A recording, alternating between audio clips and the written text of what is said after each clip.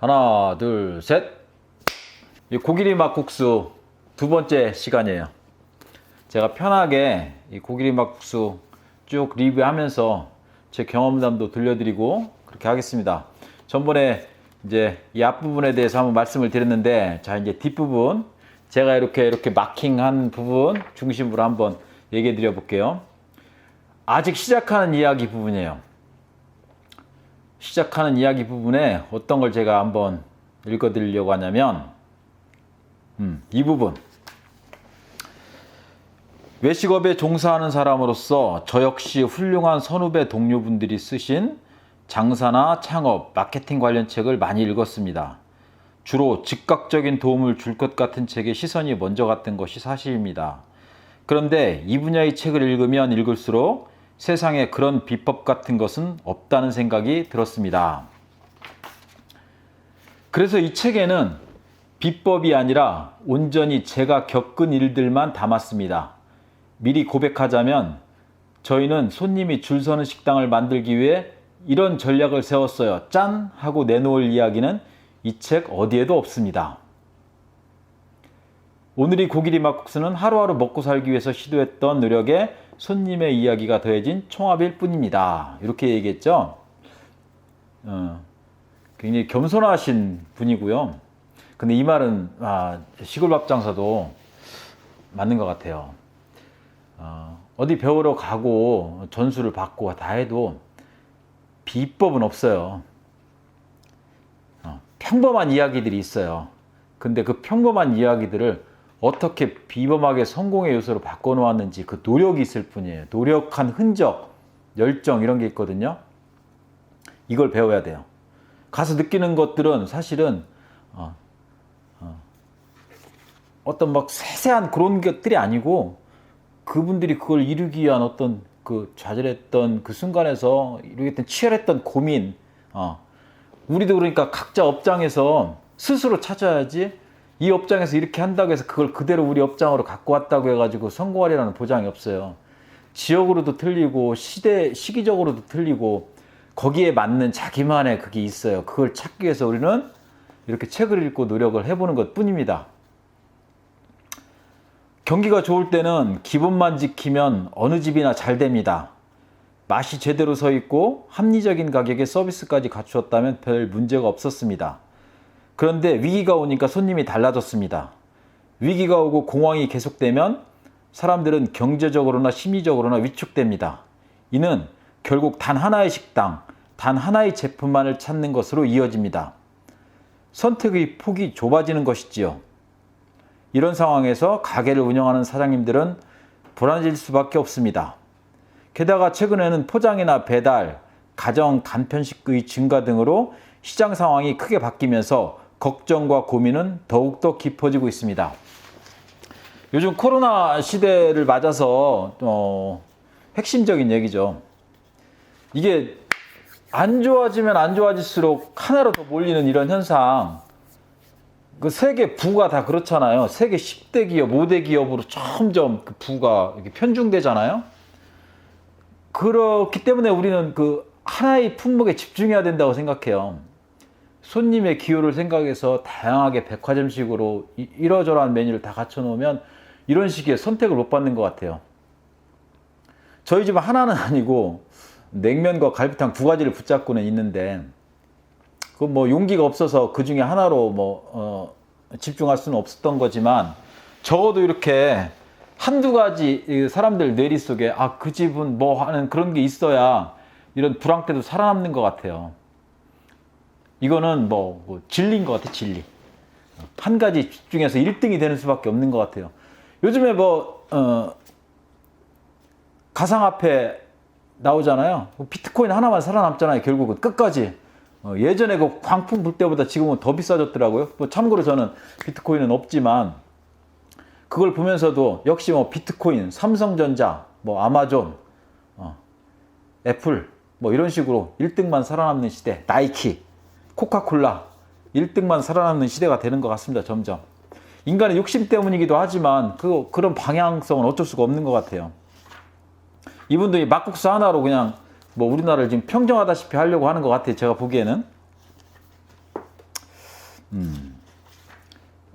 그렇게 해서 이제 도입부가 시작됐고, 그 다음에 이제 바로 이 집 전경들이 좀 나와요. 보세요.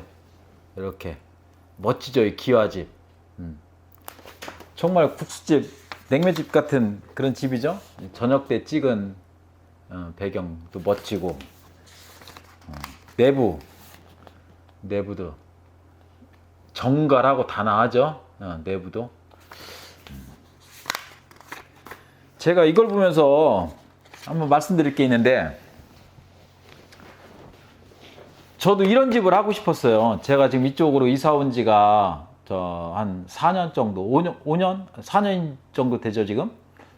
저쪽 가게에서 제가 옮길 때는 이러한 그 한옥으로 크지 않게 단아하게 짓고 주차장은 넓은 곳에서 그런 집에서 한번 냉면 장사를 해보고 싶었거든요.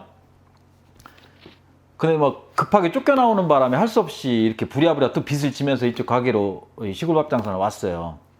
처음 저 가게를 제가 봤을 때는 저게 몇 년간 비어있던 가게고 안 돼 있던 가게였거든요.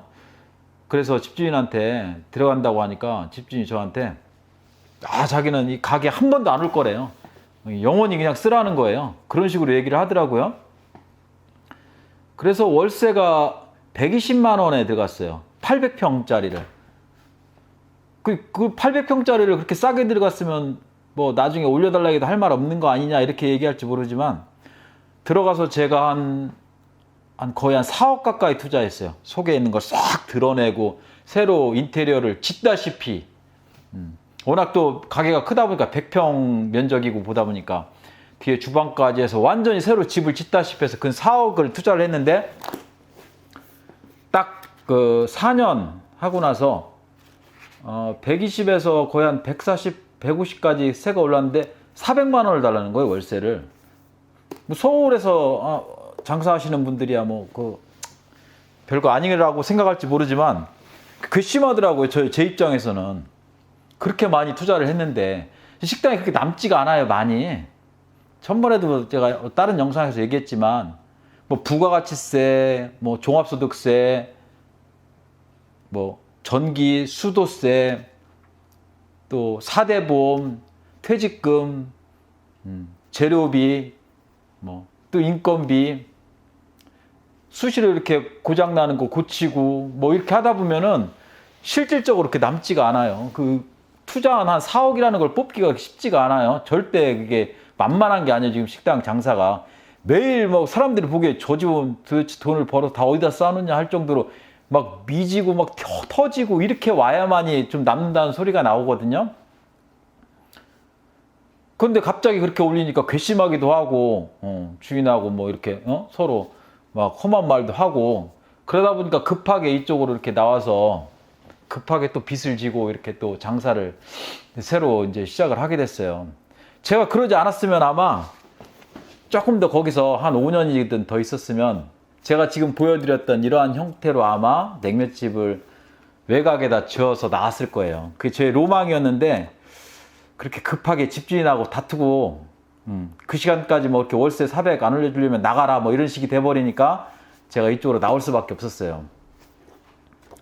세상 그렇게 냉정하고 그런 사정이 있었습니다.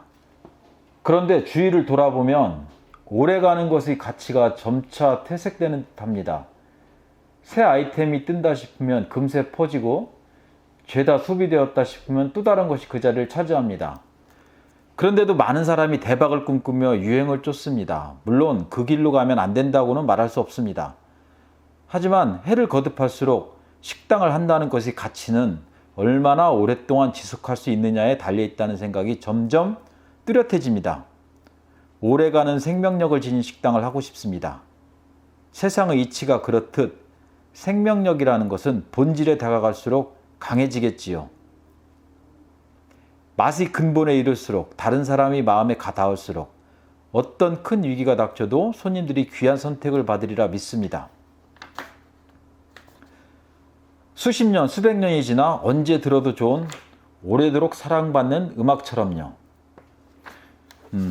오늘은 여기까지 하고 영상을 마무리할 건데요. 이 부분은 제가 정말 할 얘기가 많은 게 전번에 부여에 있는 장원막국수 한번 리뷰해드린 적 있잖아요. 거기는 그 전문 그 음식업 하는 사람으로 봤을 때는 정말 엄청나게 수준이 낮은 식당이에요. 이 그릇 자체가 멜라민이에요. 그것도 푸르딩딩 해가지고 오래된, 그런데다 음식을 주는 그 식당이 다 있냐 할 정도로 그런 그릇에다가 주고 있고, 뭐 직원들도 보면 거의 외국인이고, 뭐 정갈하다 깨끗하다 그런 거 없어요. 그런데 그 집은 엄청난 강한 생명력을 갖고 있거든요. 뭐냐면 단 한 가지 메뉴를 오래도록 그 자리에서 몇십 년을 하고 있는 거예요. 근데 식당을 하면 할수록 그게 가장 큰 힘인 것 같아요. 그 집이 만약 이렇게 여기 고기리 막국수처럼 세련된 어떤 형태로 바뀌면 정말 아마 전국적인 맛집이 됐을 거예요. 그런데 그런 부분에 굉장히 미약해요. 그럼에도 불구하고 그렇게 손님이 많은 이유는 한 가지 메뉴를 몇십 년간 그냥 눈이 오나 비가 오나, 뭐 겨울이 됐건 여름이 됐건 그 집 막국수는 물도 없고 비빔도 없어요. 그냥 한 가지예요. 물막국수에다 비빔장을 얹어준 거예요. 더 이상 그 간소화할 수 없는 그 본질에 다가간 거죠. 그렇다고 해서 육수 맛이 굉장히 세련되냐, 그것도 또 아니거든요. 그렇지만 그게 한결같아요. 더 맛있어지지도 않고 더 맛없어지지도 않는 그 맛을 그냥 몇십 년째 한 자리에서 그냥 그대로 똑같은 그릇으로 그냥 하고 있는 거예요.